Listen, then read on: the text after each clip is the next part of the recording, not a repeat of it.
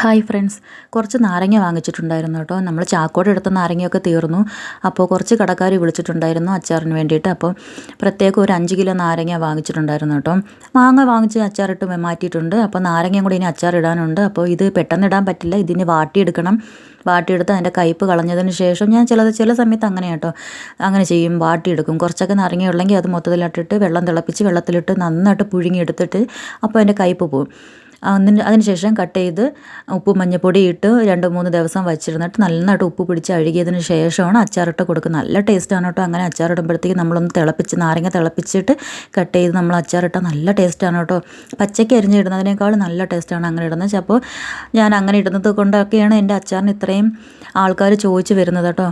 അപ്പോൾ നമുക്ക് കമൻറ്റിലൂടെ 1-2 പേര് നമ്മളോട് പറഞ്ഞിട്ടുണ്ടായിരുന്നു, ഇത് സ്ഥലം എവിടെയാണെന്ന് ചോദിച്ചിട്ടുണ്ടായിരുന്നു കേട്ടോ. അപ്പോൾ നമ്മുടെ സ്ഥലം കൊല്ലം ജില്ലയിലെ പാരിപ്പള്ളിയിലാണ് എൻ്റെ സ്ഥലം. അതുപോലെ മറ്റൊരു കമൻറ്റിൽ കണ്ടത് 250 ഗ്രാമിൻ്റെ ബോട്ടിൽ എത്ര രൂപയാണെന്ന്. 250 അല്ല കേട്ടോ, ഞങ്ങൾ 200 ഗ്രാമാണ് ബോട്ടിൽ നിറയ്ക്കുന്നത്. പിന്നെ 5 രൂപ പാക്കറ്റിനകത്ത് എത്ര ഗ്രാമാണ് നിറയ്ക്കുന്നതെന്ന് മറ്റൊരു കമൻറ്റ് ഉണ്ടായിരുന്നു.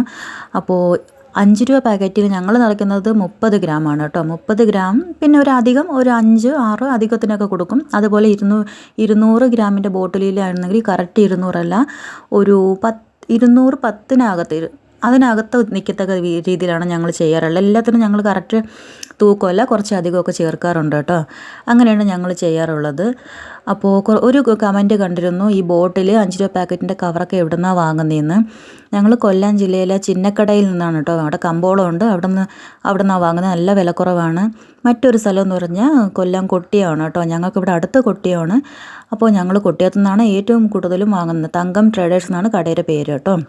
അപ്പോൾ കമൻ്റ് അറിയിച്ച എല്ലാവർക്കും നന്ദിയുണ്ട്. എല്ലാവരും പോയി വാങ്ങുക, അറിയാവുന്ന തൊഴിൽ ചെയ്യുക. ഇതൊക്കെയാണ് എനിക്ക് പറയാനുള്ളത് കേട്ടോ. നമ്മൾ വീട്ടിലിരിക്കുന്നെങ്കിലും അറിയാവുന്ന തൊഴിൽ ചെയ്യുക. അപ്പോൾ നമ്മുടെ ചാനൽ സബ്സ്ക്രൈബ് ചെയ്യാൻ മറക്കല്ലേ.